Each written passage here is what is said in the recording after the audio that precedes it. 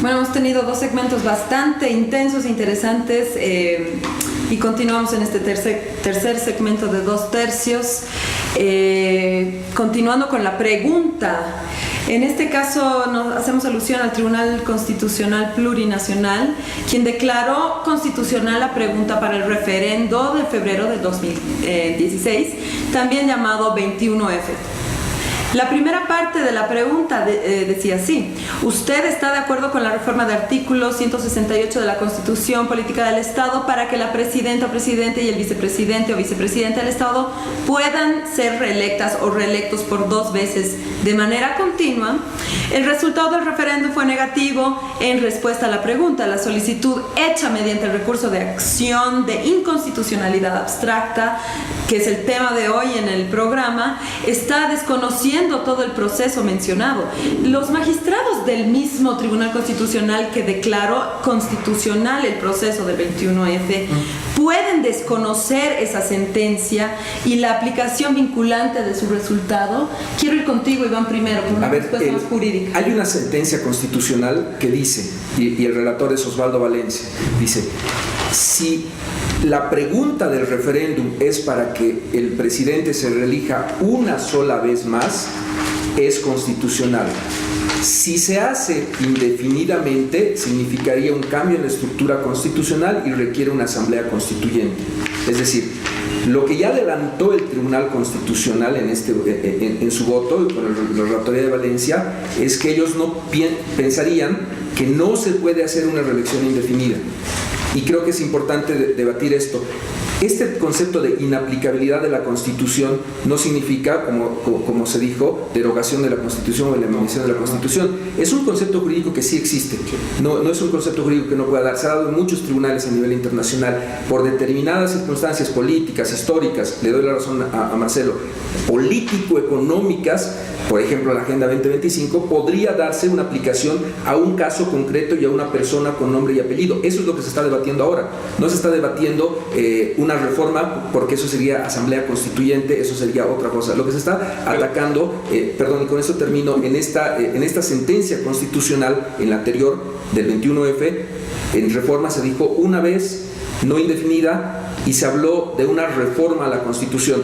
El país rechazó esa posibilidad. Ahora es otro camino jurídico el que se ha planteado, con lo cual no quiero decir que sea un camino definido. Yo lo que quiero plantearles es que el mismo tribunal podría decir que es incompetente. Una de las respuestas posibles del Tribunal Constitucional podría decir: yo no soy competente, esto es materia de asamblea constituyente, no me pregunten. Otra alternativa posible tendría que ser, o podría ir en la línea de decir: sí, es posible esto, pero una sola vez y solamente para el señor Morales y no para otras personas, porque necesito garantizar paz social en el país. Estamos hablando de que en este momento este tribunal tiene que responder a una petición concreta, a una respuesta del vicepresidente y a todos los amicus curiae que se presenten. Yo creo que todo lo que estamos hablando ahora tiene que llegar, como ocurrió en el aborto, que se presentaron como 300 opiniones jurídicas. Todos interesados deberían hacerle llegar sus opiniones en la forma de amicus curiae al tribunal, y ese es el escenario de debate. ¿Quién va a ganar? ¿Quién va a tener la mayor fuerza argumentativa? Va a tener que ser alguien que tenga la razón jurídica, porque les digo, el que pierda va a ir a la Corte Interamericana, y ahí no me van a decir que en la Corte Interamericana todos son de pitufos azules. Tal vez no sea así, ¿no? Entonces creo que es un escenario muy democrático con el que se ha entrado. Parece interesante. Ok, gracias, Iván. Diego, ¿tú tenías algo que decir? En realidad yo quería hacer una pregunta a Iván, si es que la inaplicación de la Constitución no significa una modificación en los efectos que tiene la misma Constitución Política del Estado. Y en ese sentido es lo que yo manejo como que se trata de una reforma, porque sí se están modificando los efectos y la sustancia de la misma Constitución Política del Estado. Es decir, no se están modificando los artículos, no se están abrogando los artículos, se están inaplicando en ese sentido. Tú ya no tienes la repostulación por una vez de manera continua, sino tienes...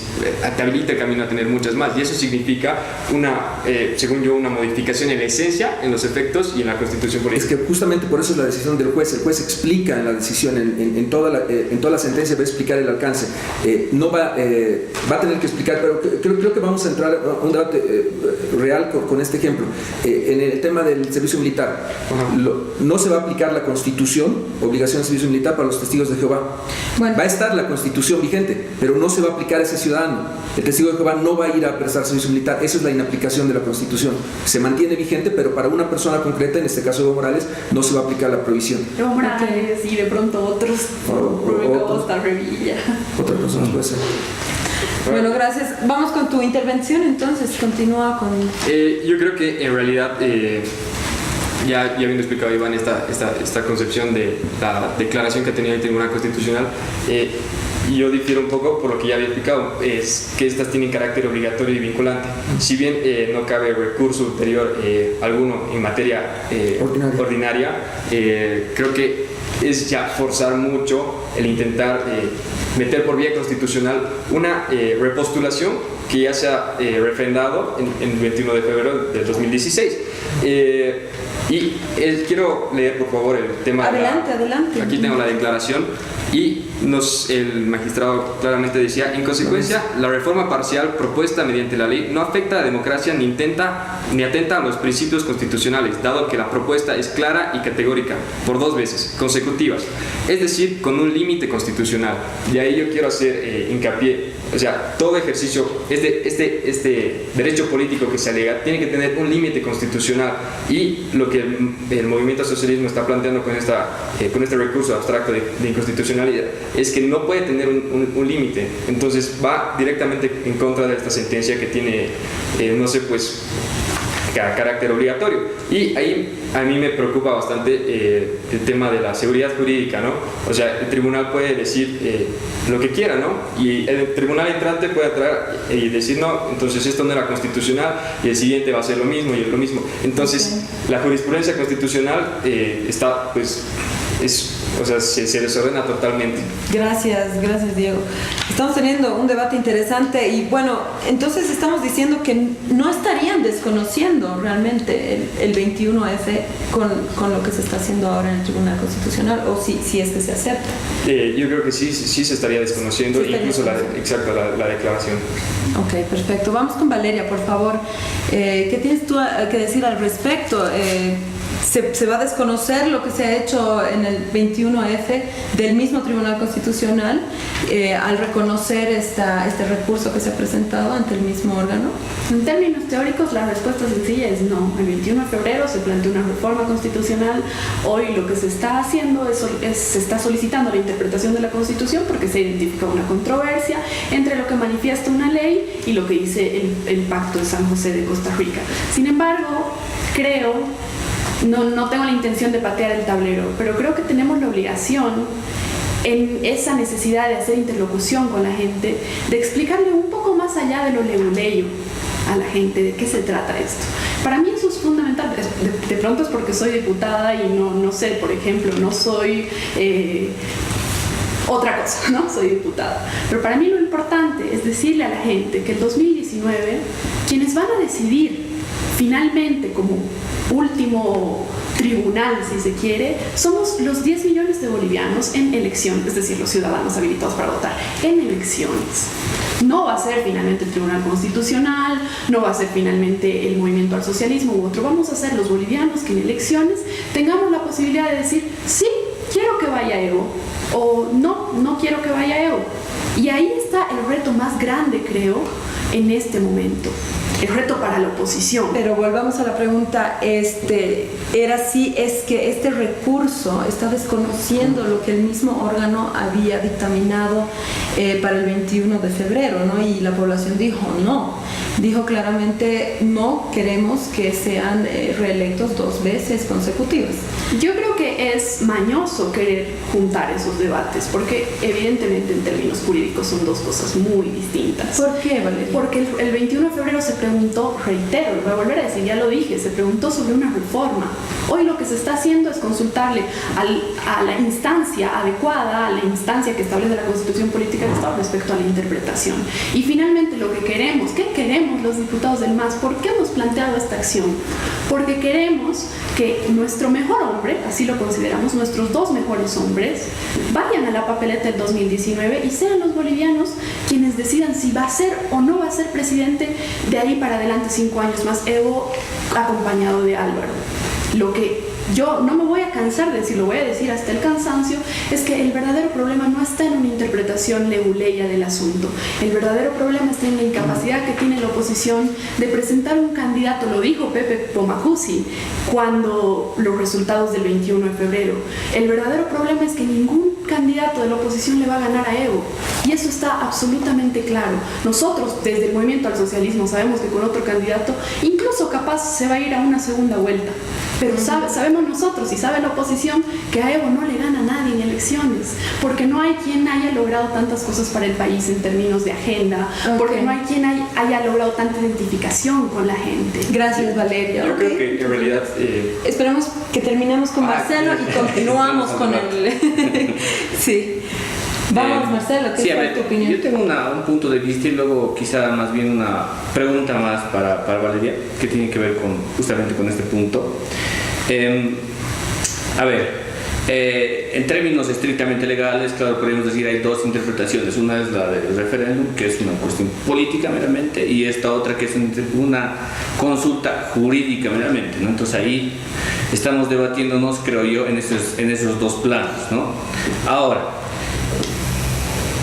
viene ya mi pregunta y va en el sentido de quizá el contexto, es decir, no estamos haciendo probablemente un poco más hincapié en el tema del contexto. Decía, el Pacto de San José de Costa Rica se suscribe en un contexto de dictaduras militares. Bolivia el 93 lo sí, anota, ¿no? Sí, pero es el 78, digamos que es como, simbólicamente, es digamos el año más importante, o el 69, si no me equivoco, pero es, digamos, ese momento, ese contexto histórico en el cual se dice hay que hacer este pacto, ¿no? Es decir, hay que suscribir este documento, ¿no? Y ahí yo creo que, claro, hoy día estamos frente a otro momento. Es distinta la relación histórica en términos contextuales, ¿no? Una cosa es lo que está escrito ahí. Ahora, es difícil, pero luego operar bajo una lógica que sea separada de lo meramente emocional. Es muy complicado, sobre todo hoy día, que nuestra política está plagada pues, de sentimientos y sobre todo de intereses más que de ideologías, ¿no? Ahora, mi pregunta es la siguiente. Entiendo yo el argumento de parte del oficialismo, entiendo en parte el argumento del MAS de decir es nuestro único, el líder, digamos, el líder más importante dentro del MAS es Evo Morales. Sin él no se entiende, digamos, un poco la estabilidad del país, ¿no? Claramente. No se entiende, claro. Revisas un poco la historia, revisas un poco la política de los 90s y te topas con que el MIR, el ADN y el MNR te dicen la estabilidad política del país pasa por nosotros tres. Si nosotros tres no estamos, se cae esto, ¿no? Ya, hoy día estamos a 11 años de gobierno y entiendo muy bien que, claro, es el gran articulador hoy día de toda esa base que decías al principio, es decir, de esa forma de ser la política hoy día, de abajo hacia arriba, es el presidente Morales. Se ha decidido en términos políticos una cosa en 2016. Ahora, yo como ciudadano me cuestiono lo siguiente. No es hacernos pagar a nosotros el tema de por qué nosotros tenemos que decidir algo que internamente en el MAS deberían solucionar y poner, digamos, una alternativa a lo que es, digamos, hoy día el presidente Morales. ¿Por qué nosotros, consultar otra vez y otra vez meterse en el meollo del asunto jurídico en este asunto? Es decir, no es hacernos pagar a nosotros algo que internamente el MAS debería discutir. Valeria. La discusión en el MAS se ha dado en nuestro Congreso en Montero el año pasado, ¿no? La discusión en el MAS se ha planteado en torno a ver qué hacemos. El 21 de febrero, 50% más un poquito dijo que no y 49% dijo que sí. Ya los elementos para esa decisión son una discusión en la que a mí no me interesa ingresar, pero nosotros lo hemos discutido y hemos dicho no, nuestro hombre es Evo y está acompañado de Álvaro, no tenemos otra opción y lo decimos abierto, lo hemos dicho al hacer públicas nuestras conclusiones de Congreso, son nuestros dos hombres, por ellos vamos a seguir apostando de aquí en adelante y como movimiento al socialismo asumimos la responsabilidad que eso implica, pero hay que acordarse que el mejor presidente de Bolivia es Evo Morales, no solo para los masistas, no solo para los que hemos participado de ese congreso, no solo para los que llevamos la bandera azul. Evo Morales, y lo dijo Marcelo, lo repito, es un hombre que ha logrado resolver una ecuación histórica en el país, es un hombre que ha logrado hacerse el presidente de todos, de ahí que tenga una relación excelente con el empresariado cruceño, de ahí que tenga una relación excelente con ciertos sectores universitarios, docentes, etcétera, etcétera. No es solamente una decisión que le atañe al movimiento al socialismo. Lo hemos discutido al interior, hemos tomado esa decisión, la prueba clara es la acción que hemos presentado. Y de aquí en adelante lo que queremos como movimiento al socialismo es que los bolivianos tengan la posibilidad de votar por un hombre que claramente ha sido definido como el mejor presidente de la historia de este Pues no país. sabemos si va a correr todavía, ¿no? Por la presidencia. Es nuestra propuesta. Yo en realidad ahí quería hacer hincapié en que es más, si bien el no generar una alternativa política es una falencia de la oposición, de una oposición mezquina, atomizada, etc., creo que también dentro del oficialismo hay una incapacidad de poder generar nuevos líderes. Yo leía tu entrevista y decías que ibas a ser un soldado, una soldada, donde se te ponga ibas a estar. Y a mí me parece que tú deberías estar mucho más alto. Imagínate una Valeria Silva ocupando un cargo de vicepresidenta, digamos. Entonces, me parece que esta incapacidad de generar nuevos líderes es algo que más tiene que resolver ahí adentro. Y a mí incluso me parece una movida política inteligente. Yo creo que en realidad al movimiento al socialismo le importa poco o nada el recurso y la decisión que se vaya a tomar, porque como bien lo había dicho Iván, hay otra instancia, tienen otros medios. Habían planteado cuatro soluciones alternativas, están utilizando una y tienen todavía 3, entonces yo creo que poco o nada le puede interesar al movimiento socialismo el resultado de este recurso, sino yo creo que esta entra dentro de una lógica un poco más de seguir alborotando la agenda mediática. Tenías un tema de Tibnis, que ya no se habla, tenías un tema de Maduro, que ya no se habla, tenías un tema de las elecciones judiciales, entonces en este momento yo creo que esto va en la lógica de que ya se presenta el recurso y tienes un tribunal con magistrados que no te dan confianza, que se han declarado devotos del movimiento socialismo, entonces te da miedo de que este tribunal pueda fallar a favor. Entonces tienes la oportunidad de las elecciones judiciales de elegir, por así decirlo, un tribunal un poco más justo, por así decirlo, ¿no? Entonces, en ese sentido, yo creo que es una movida política para no tener una derrota como ha tenido el 2011 en las elecciones judiciales, y que esto también, digamos, va a replicar el 2019, ¿no? Creo que es peligroso caer de nuevo en el caudillismo. Yo creo en la generación de nuevos líderes. Creo que Valeria Silva, dentro de su medio, dentro de su contexto, dentro del MAS, es una gran líder, y creo que se tiene que ir generando estos espacios para que seamos los jóvenes quienes tomemos pues las riendas del país. Entonces yo creo que no tenemos que estancarnos en este liderazgo, ¿no? Nadie está discutiendo si es que Evo Morales es un buen presidente, es un mal presidente, si es buen tipo, si cae bien, Rico Chango no. Yo creo que en realidad hay ciertas limitaciones jurídicas y que estas limitaciones se tienen que respetar, y Evo se ha puesto un mandato al entrar, una obligación al entrar al gobierno, que es decir, yo voy a mandar obedeciendo al pueblo, y el pueblo el 2011, el 2016, el 21 de febrero le ha dicho no. Entonces preocupa esa falta de coherencia con la palabra que tiene Evo, que es un gran líder. Entonces nosotros a los jóvenes nos parece, bueno, este líder indígena que es mundialmente reconocido, que ha dado a conocer a Bolivia al mundo, falta contra su palabra. Entonces, ¿qué tipo de ejemplo estamos dando a las nuevas generaciones? Sí, a mí lo que me preocupa es lo que dices, rescato un poco lo que dices. Dijo voy a gobernar a través y por las masas, pero dijo que no. Las masas dijeron que no. Exacto, y tú tienes un presidente que ha ganado. ¿Por qué no hay una renovación? Esa es una pregunta que es muy interesante, que sería bueno que ustedes también desde sus casas vayan debatiendo con nosotros, que vayan posteando, ¿no? en redes sociales con nosotros al pie del programa que van a ver.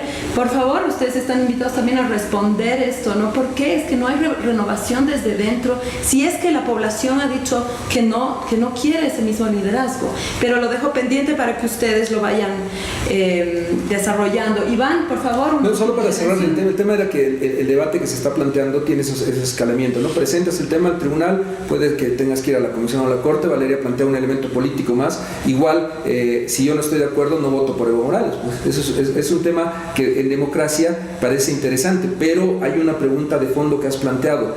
¿Es justo, es correcto que si hay reglas de juego yo no las cumpla?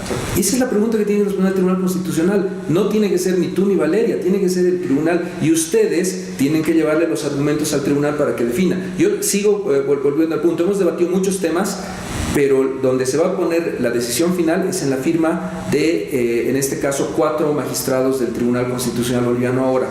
Si esas 4 personas actúan correctamente, creo que ganamos mucho como democracia, pero tengo una pregunta, bueno, esto va a seguir adelante, pero me parece a mí que el tema, y cierro con eso mi intervención, es un tema de, no ley, es un tema de respeto a la Constitución. La Constitución tenemos que respetarla todos, y la opción que está en debate en este momento es democrática. Eso sí, estoy convencido que es democrática. Tenemos todavía que confiar en las instituciones. El tribunal puede hacer respetar la Constitución o no. Todavía no lo he hecho. Esperemos a ver qué dice.